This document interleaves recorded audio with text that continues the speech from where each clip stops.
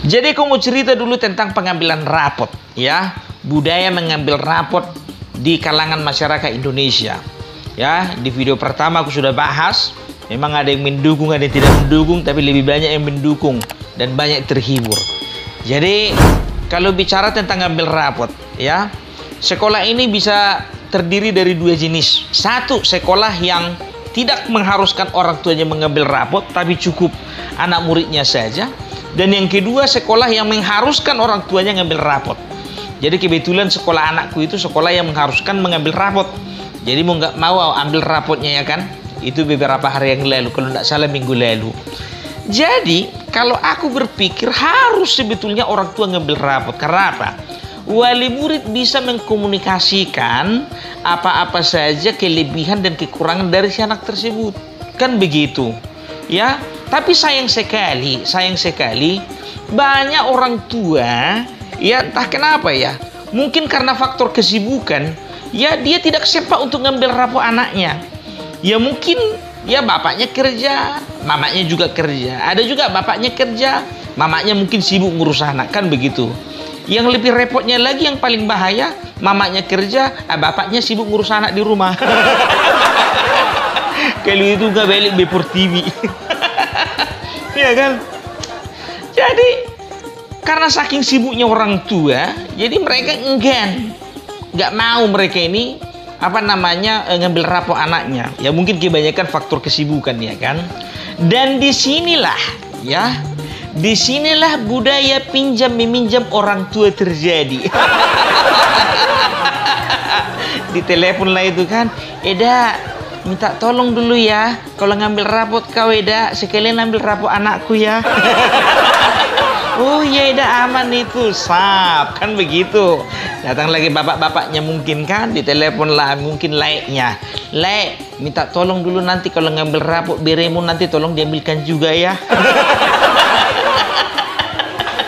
Iya, nggak tahu aku model orang tua seperti apa gitu kan. Bisa saja sebetulnya dia permisi dari tempat kerja.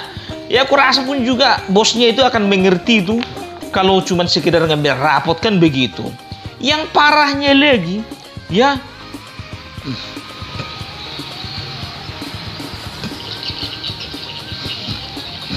budaya inilah yang dari dulu turun-temurun sampai sekarang. Apa itu ya budaya tadi itu? Budaya pinjam meminjam orang tua. Kayak mana lah coba contohnya, ya kan? Datang contohnya mamanya si Bunga, ngambil rapot anaknya duluan, ya kan? Setelah itu karena nitip edaknya tadi kan, begitu masuk tok tok tok, Bu mau ngambil rapot. Oh iya Bu, silakan Bu. Bu, ini si Putri ini anaknya begini. Iya Bu, kata mama si Bunga ini. Jadi Bu, harus ini diperhatikan lagi Bu ya. Begini. Iya Bu. Jadi Bu, menurut saya si Bunga ini Bu harus begini. Iya Bu. Datanglah wali kelasnya ini. Loh, kok Ibu dari tadi jawabannya iya Bu. Kata guru wali kelasnya ini kan, saya cuma disuruh ngambilkan aja ya Bu. Ini si Bunga ini bukan anak saya ini. Datang wali kelasnya, kenapa Ibu nggak bilang dari tadi? Capek saya menjelaskan. Udahlah Bu, kalau kayak gitu Bu, nah, inilah, tolong sampaikan apa yang saya sampaikan tadi Bu, sama Ibu tadi, tolong sampaikan lagi sama ibunya si Bunga ya Bu. Udah lupa aku tadi Bu. Ya lupa lah, orang bukan anaknya. Setelah diterima lah rapot si Bunga ini, keluarlah mama si Putri ini, ya kan. Begitu keluar, dia udah mau keluar, dia pintu gerbang, datang lagi telepon dari mamanya si Sahat, ya kan. Apalagi mama si Sahat ini telepon lah. Datang mama si Sahat dari sana, Eda masih di sekolah Eda? Iya Eda. Kenapa rupanya? Tolonglah Eda, sekalian ambilkan dulu rapot si Sahat. Masuk lagi di kelasnya si Sahat, ya kan. Begitu keluar, ya kan, mau pulang lagi dia, datang lagi telepon, iya kan, mama si Raymond pikirnya kan, diterima lagi telepon. Iya Eda, apa itu Eda? Eda masih di sekolah, katanya gitu kan. Iya masih, tolonglah dulu Eda, ambilkan dulu rapot si Raymond.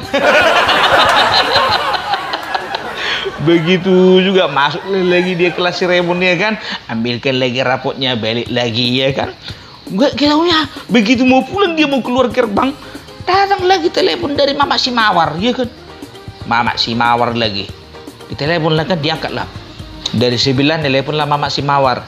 Eda masih di sekolah Eda. Datanglah Mama si Putri ini menjawab ya kan, apa dibilangnya, udah tahu aku Eda, apa mau kau bilang, mau minta tolong kok kan, mau ambilkan rapotnya si Mawar.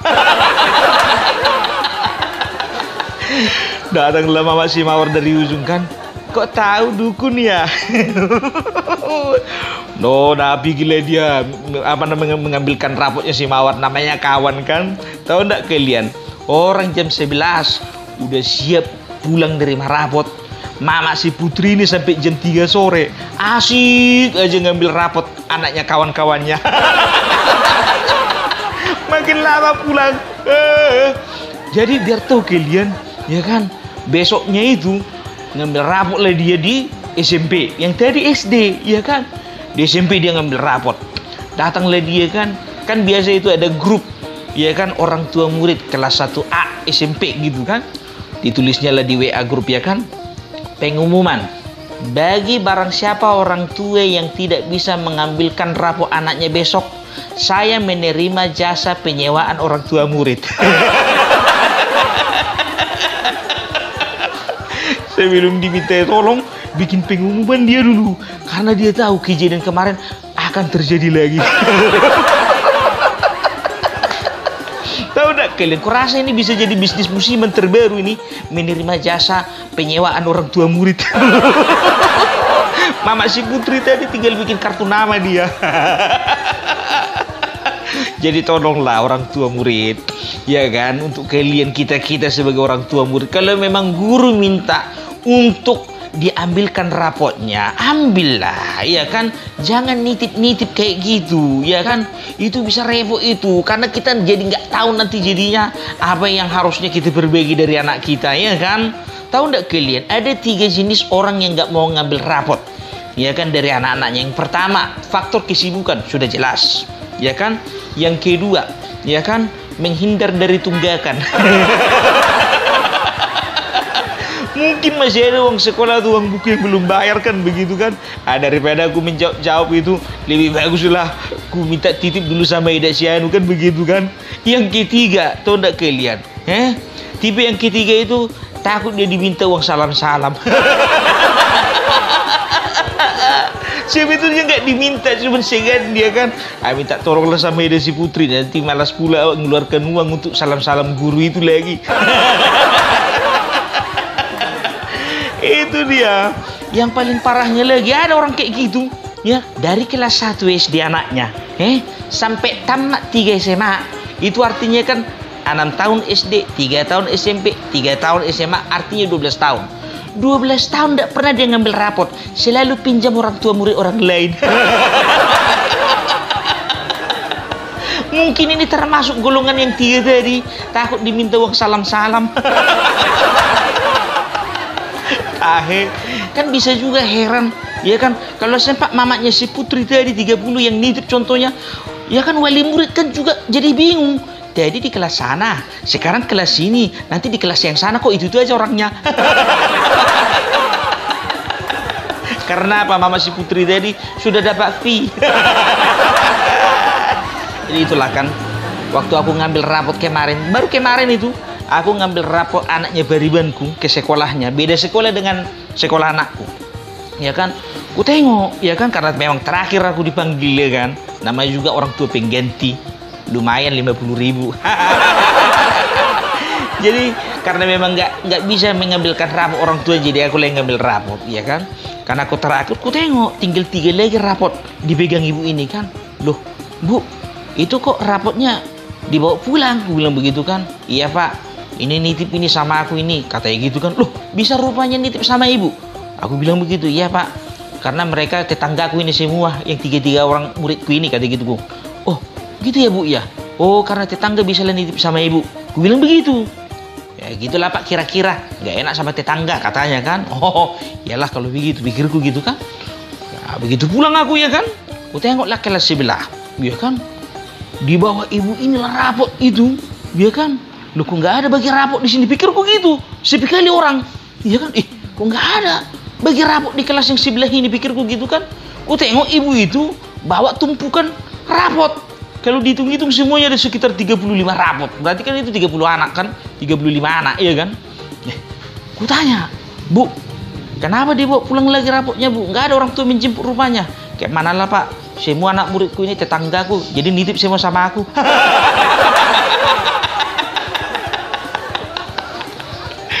Nitip semuanya. Nggak ada yang ngambil rapot karena apa? Tetangganya ibu ini semuanya murid-muridnya. Kayak mana ya tetangga ibu ini? Mau ku bilang kayak gitu kan? Cemara lah Pak, tetanggaku semua ini. Nggak enak nanti kalau nggak diului. Kenapa rupanya, Bu? Ya suruh aja WC kan, Pak. Yang satu itu ketua persatuan kami, yang satu ketua hubungan kami, yang satu ketua WK kami, yang satu Pak lagi sintua di gereja kami. Segan nih butuh segan. Saling menghargailah bapak-bapak ibu-ibu. Iya kan, kalau nitip janganlah kayak gitu. Masa lah semua nitip 35 orang tetangganya ibu itu. Lah semua lah nitip sama ibu itu. Jadi itulah kerja ibu itu, kalian bikin COD.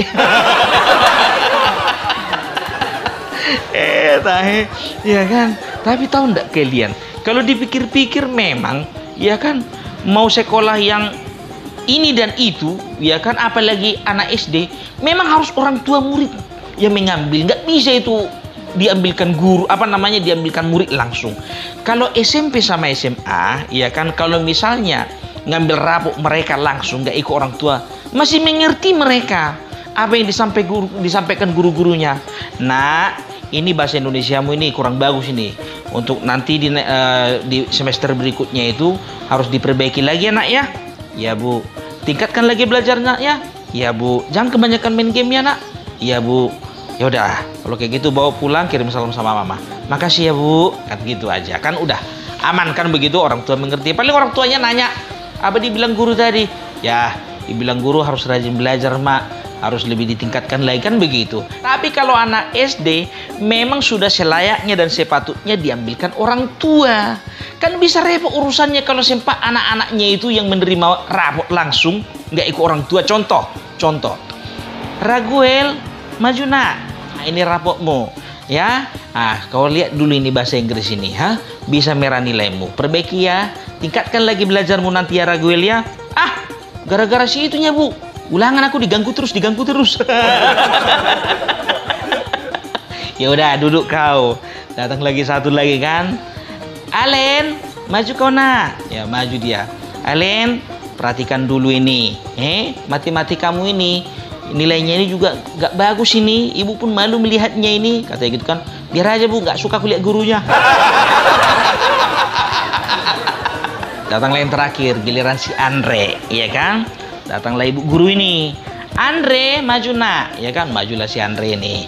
Karena memang masih anak-anak, jiwa mau main-main terus kan, dibawanya mobil-mobilan. Dimain-mainkan jadi meja ibu guru itu kan. Bagus mainanmu Andre. Di mana kau beli mobil-mobilanmu itu? Di pasar Bu Guru. Simpan dulu mobil-mobilanmu ya. Ibu mau terangkan sesuatu ya. Disimpankannya lah ya kan, tapi sambil dimain-mainkan juga ya kan.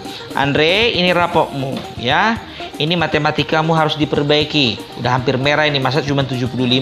Bahasa Indonesiamu juga masa cuma 73. Ini juga agamamu masa 72. Tingkatkan lagi anak ya. Ini nggak ada peningkatannya dari yang kemarin ini. Harus belajar lebih tekun lagi kau Andre ya. Ingat itu. Udah, ini bawa rapotmu. Salam sama Mama kan begitu. Begitu nyampe di rumah, kan biasanya kan kayak gitu kan. Setiap anak-anak nyampe di rumah ditanya mamanya, mana rapotnya Nak? Kan begitu ditanya. Kan ya, datanglah si Andre ini. Begitu juga ditanya mamanya sama dia. Andre, udah terima rapotku tadi? Udah Mak. Mana coba Mama tengok dulu. Ditengok mamanya lah kan. Kecewa kali lah mamanya. Kayak mana yang nilaimu ini Andre? 70, 72, 73. Kayak mana ya kau belajar? Apa kata gurumu tadi waktu ngambil rapot kau? Gak ada, cuma nanya aja ibu itu. Nanya, apa ditanya ibu itu tadi? Andre, di mana kau beli mobil-mobilanmu itu?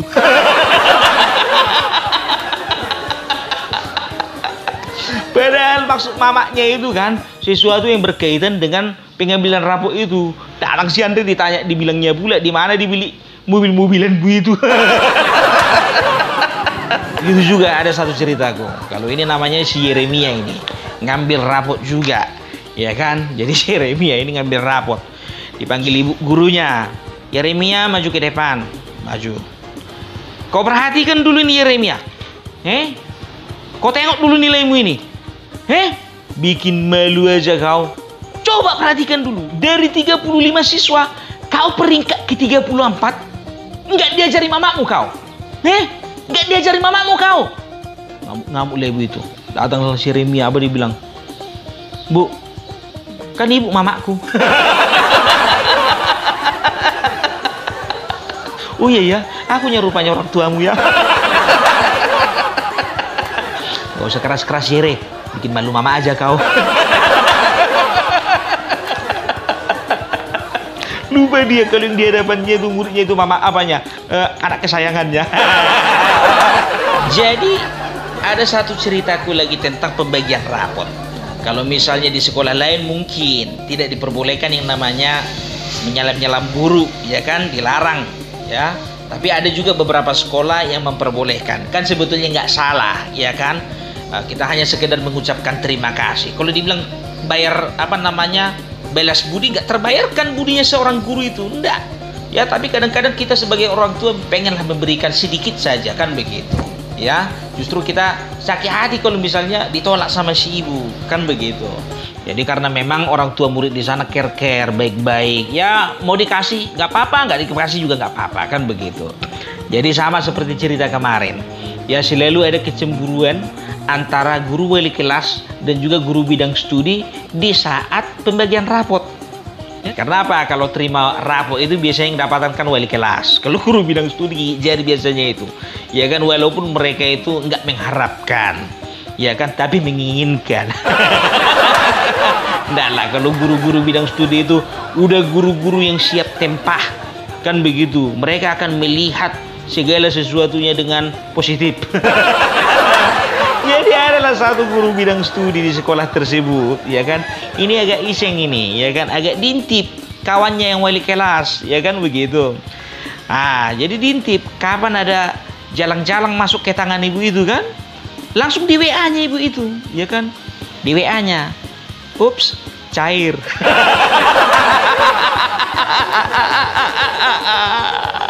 Ya kan, datang gurunya itu kan, dilihatlah kan, coba ada kawan ini di WA aja kayak gini kan, ditengok nggak ada kan. Begitu orang tua murid kedua begitu juga, nyalam juga, ya kan. Datanglah guru bidang studi ini kan, ups, cair yang kedua. Datang wali kelas ini, marah lah kau ini, nampak marahnya ini juga awak yang terima duit itu, pikirnya gitu kan. Terus datang orang tua murid yang ketiga, begitu juga. Setelah diselamkan terus masuk WA, ya kan. Jangan lupa ya pulang sekolah. Traktirannya. Anda bercandanya itu, ya kan. Kalau guru bidang studi semuanya baik-baiknya itu. Guru bidang studi lah satu-satunya guru yang paling ikhlas ketika pembagian rapot di sekolah. Ya mau nggak mau, iya kan. Gimana mau dibilang? Nggak mungkin semuanya jadi wali kelas. Bisa remuk itu urusannya nanti, ya kan. Oke lah, ya kan. Seperti biasanya, ya. Aku bukan mau bikin lelucon atau candaan terhadap guru-guru, tidak. Ya, aku sangat respect terhadap guru-guru.